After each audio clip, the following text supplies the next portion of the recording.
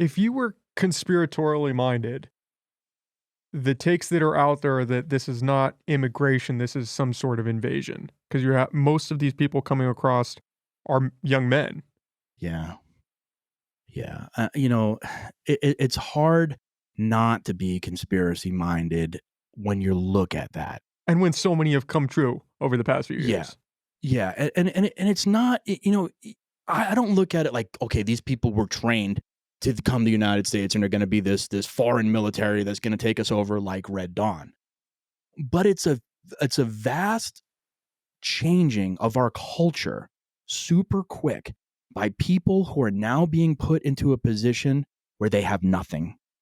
Okay, so you have these young men who have come across, and I was down in El Paso. I went to the border in El Paso and I talked to some young men that had come in. They had no money left. They had been kicked out of the churches to sleep, so they were sleeping on the street. As I'm talking to them, my law enforcement brain starts getting turned on. I'm like, these guys are a day or two away from turning to crime because they had nothing. They had not eaten in a day and a half. They had nowhere to sleep. They had nowhere to go. So when the cartel walks up, because the cartel is in the United States, when the cartel encounters these guys in the street and they see that these guys are homeless and have no money on them, what do you think the cartel is going to start asking them to do? Hey, deal some dope for us. Go out there and sell some fentanyl, sell some heroin. We'll make sure you get some money in your pocket. We got a house that you guys can stay in. The five of you guys, come here. We got an apartment that you can stay in. Come stay in this apartment, deal dope for us, make some money. You can get to the next state that you're going to.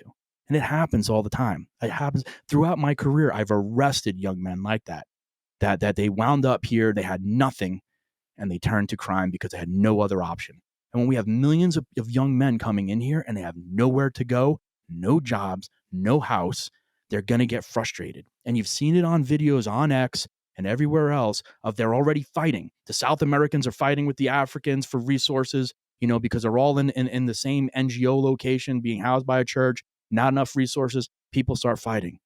We are a powder keg right now. And the more people we continue to allow in, the less resources we're going to have.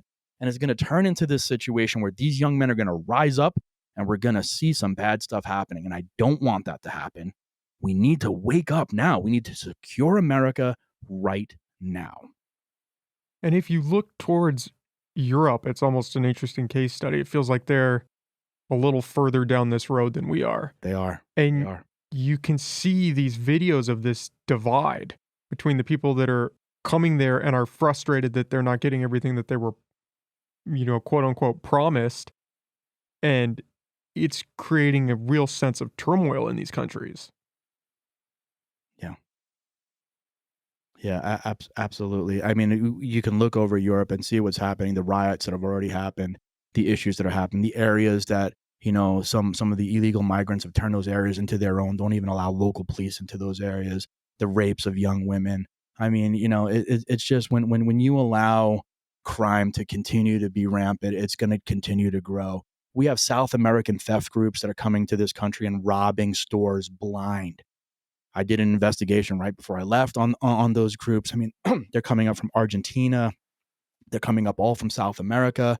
They set up in these cells and they'll rob Kohl's, they'll rob JCPenney. They're just robbing these stores blind and selling those things, in other countries. They get, they load up trucks, they get it the stuff back down into Mexico, or they'll sell it here and send the money back over. I mean, that's another huge issue. The remittances of money that gets sent back to all these other countries by the people that are here illegally. It's in the billions of dollars that is not then spent in the United States because it's being sent overseas.